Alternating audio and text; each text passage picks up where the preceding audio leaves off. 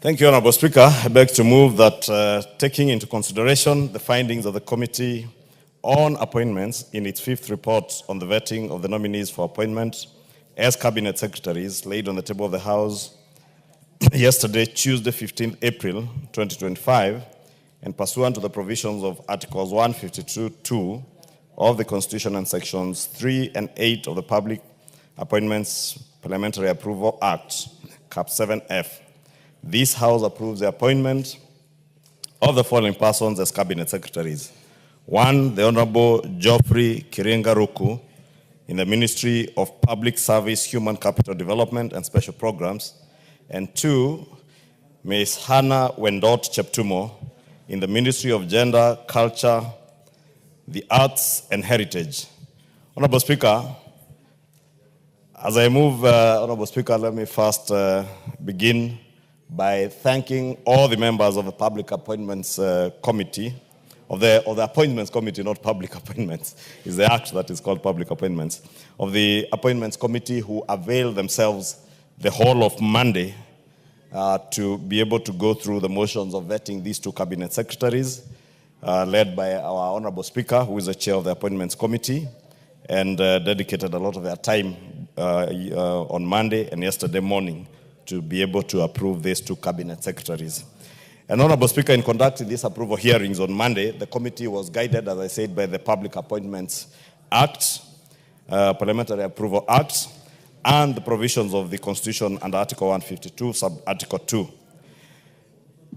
Honorable Speaker, further pursuant to Article 118 of the Constitution, we did invite, on public participation, we did invite members of the public to submit memoranda in contesting the suitability of either of the nominees, and we were able to receive 3 memoranda, out of which only 1 complied with the provisions of the Act, and in this regard we examined the nominees on the issues raised in the memorandum as contained in the report that I tabled yesterday afternoon.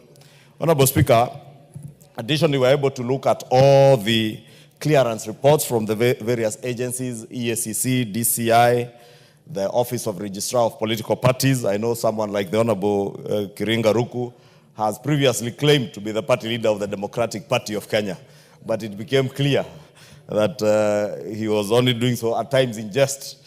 He is not a member, he is not an official of any political party, but was a member and an elected member of parliament under the Democratic Party of Kenya. We also had clearances from the Higher Education Loans Board, the Office of the DPP, to see that none of them had criminal cases preferred against them, the Commission for University Education, and of course, the Kenya Revenue Authority to ascertain that they are compliant in terms of payment of taxes.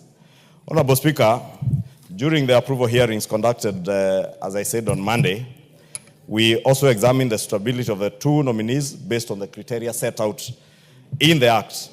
And to this end, the committee observed that pursuant to the Section 6, Sub-Article 7, 6, Sub-Article 8, and 7 of the Public Appointments Parliamentary Approval Act, both nominees demonstrated knowledge of topical administrative and technical issues touching on the portfolios to which they had been nominated and had the requisite abilities, academic qualifications, and professional experience to be approved for appointment as Cabinet Secretaries. Notably, Honorable Speaker, Ms. Hanna Wendot is an accomplished lawyer who has worked in the Ministry of Cooperatives in public service, and also worked in the private sector, running as the managing partner of a law firm that she ran with her late husband, the late Senator Cheptumo.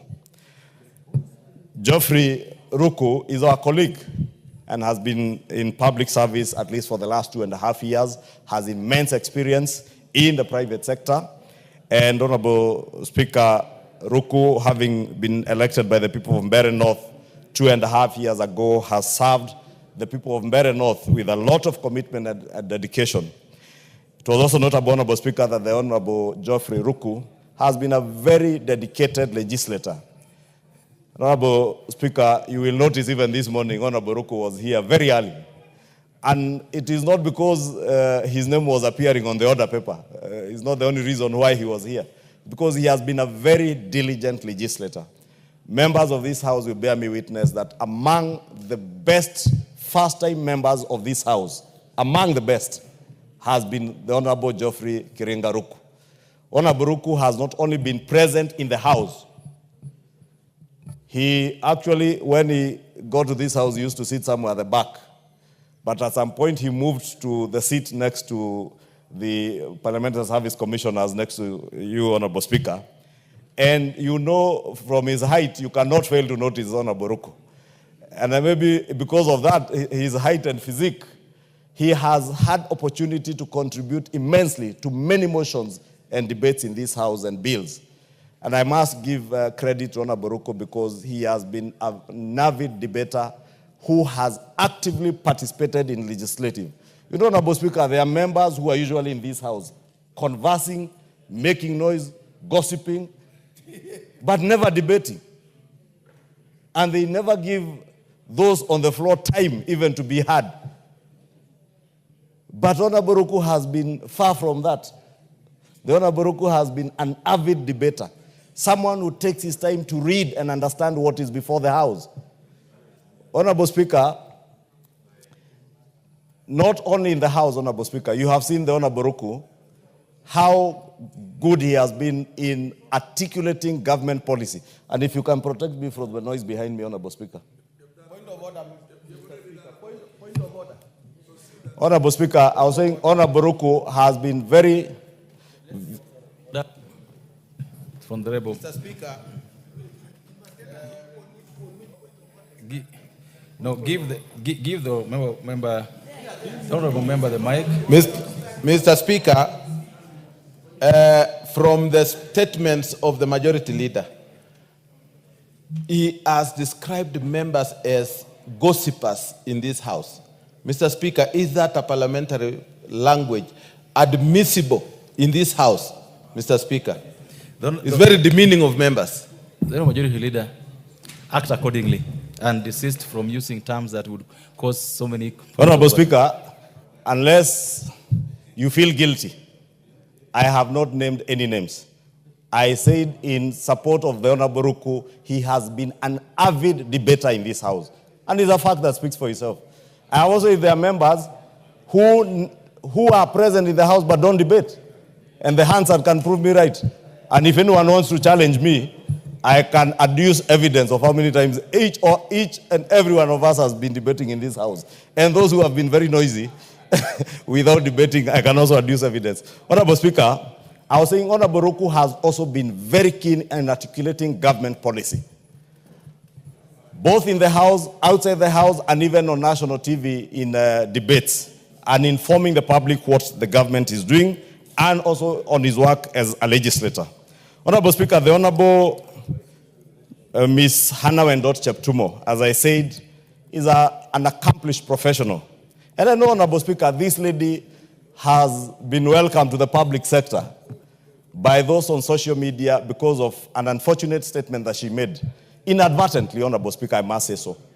And for those who are keen on the approval hearing, we'll notice that she was basically responding to something that was prompted to her by a member of the committee. And therefore, Honorable Speaker, I know she has been welcomed to the public sector by those on social media in not a very kind way, Honorable Speaker. But I can tell members of the public that Ms. Cheptumo is an accomplished lawyer, a lady of immense professional attributes as a lawyer, as a defender of human rights, as a fighter for women's rights, and as a lover of children, including our young girls and women, and a firm defender. And I am certain, Honorable Speaker, as much as gender issues are not just about women, but because of the cases we have seen in the country of femicide and abuse of the rights of women in this country, I am very certain, being an accomplished lawyer, Ms. Hanna Wendot Cheptumo will be at the forefront in defending both genders. Because, Honorable Speaker, during the approval hearings, I did hear the Honorable Junette, the leader of minority, assert that indeed there are also men who suffer. And they suffer quietly. and they look up to Ms. Cheptumo to ensure that they are not suffering quietly, because gender-based issues are not just about the female gender. Point of? No, just what is out of order? Just give it to the Honorable Deputy Speaker. As much as I agree with the Leader of Majority on the professionalism of Hanna Wendot Cheptumo, I still think that the statement she made was unfortunate. It's completely politically incorrect. Order. And she must... Order.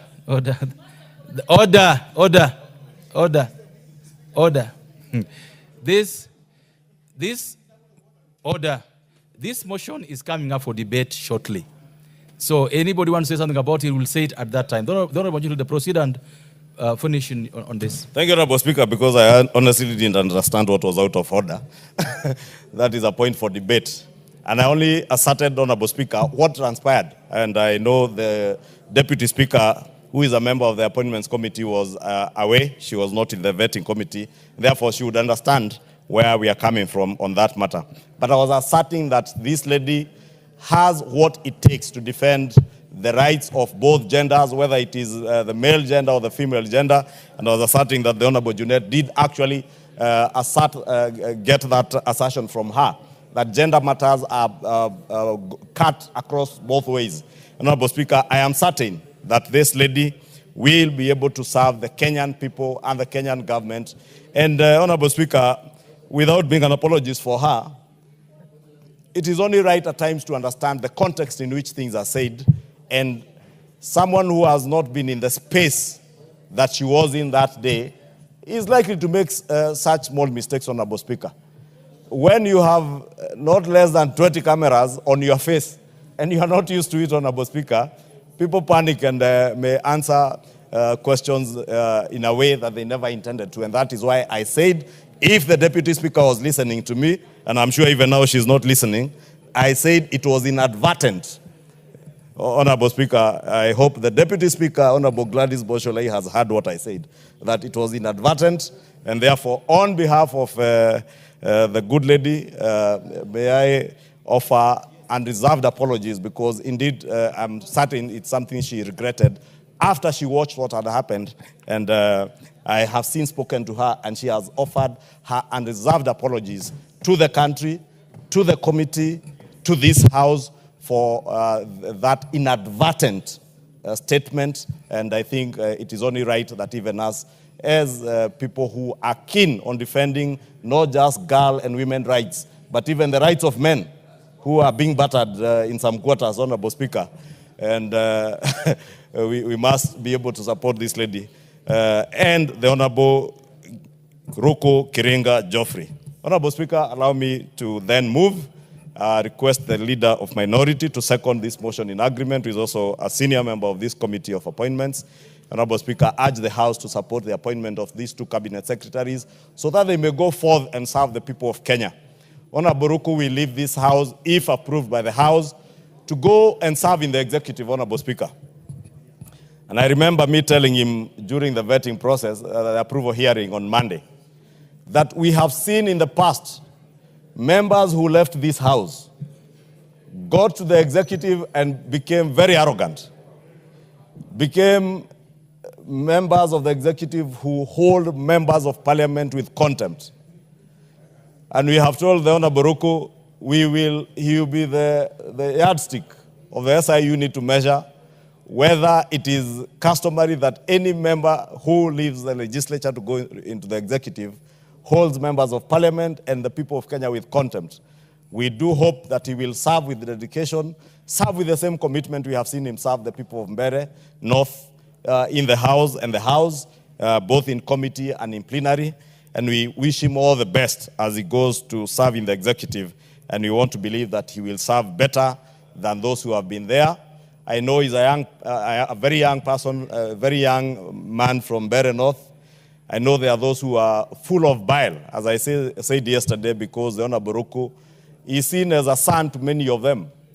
And they are angry that the replacement for the office of the Cabinet Secretary for Public Service is coming from Mbere and from a young man who qualifies to be somebody's son. But let me say, Honorable Ruku is not just appointed because he comes from Mbere. He has been appointed because of his capacity and ability to serve the people of Kenya in the position of cabinet secretary, just like he has served the people of Mbere North, had confidence in electing him as a member of parliament. And with that, Honorable Speaker, I beg for support for these two cabinet secretaries, and I beg to move and request Honorable Junet to second. The Majority Leader. Honorable Speaker, I rise to second the motion for adoption of the 5th report of the Committee on Appointments on the approval hearings of nominees for appointment as cabinet secretaries. Honorable Speaker, I wish to briefly highlight the specific observations that the committee made in respect of each nominee. Honorable Speaker, permit me to start with the first nominee, the Honorable Joffrey Kariuki Kiringa Ruku, who has been nominated to take over the Ministry of Public Service, Human Capital Development and Special Programs. Honorable Speaker, Honorable Ruku, as we all fondly refer to him as until recently a member of this House, and we all know him as an excellent, principled, and astute legislator,